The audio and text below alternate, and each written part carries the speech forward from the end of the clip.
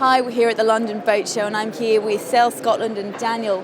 Are you able to tell us a little bit about cruising in Scotland? Of course, delighted to.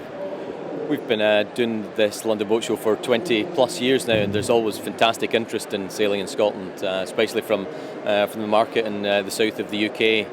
It's very different, I think, from sailing down here in the south of England, and indeed quite different from most European destinations. We've got a huge length of coastline in Scotland, inlets, hundreds and hundreds of islands, many uninhabited. So a really different place to sail, and somewhere that you can really get away from big marinas.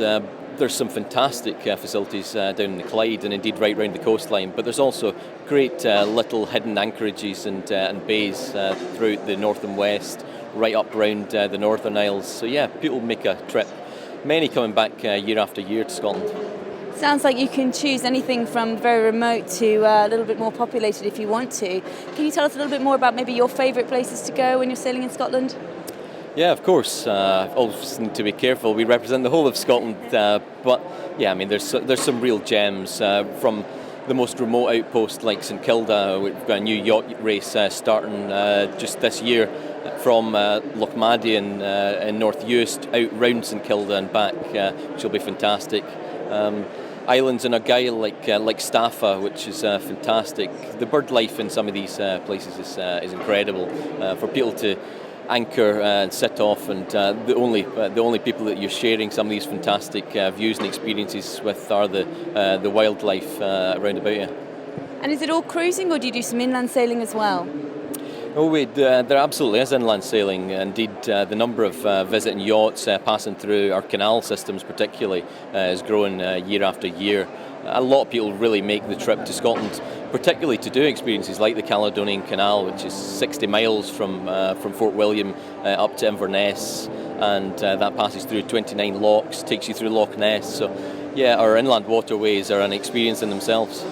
So Daniel, what kind of questions have people been asking you at the show this year?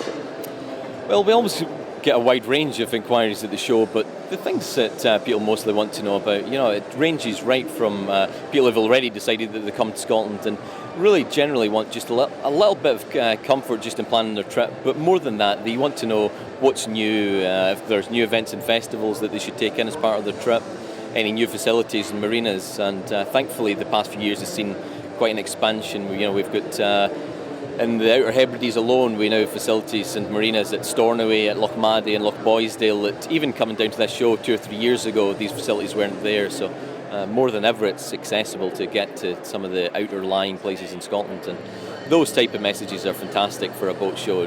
People want to come back to Scotland, but they want to just do it in a slightly different route and experience something new. Speaking of different routes, what kind of boating do you have in the inland waterways and other kinds on the coast as well? Sure. I mean, people.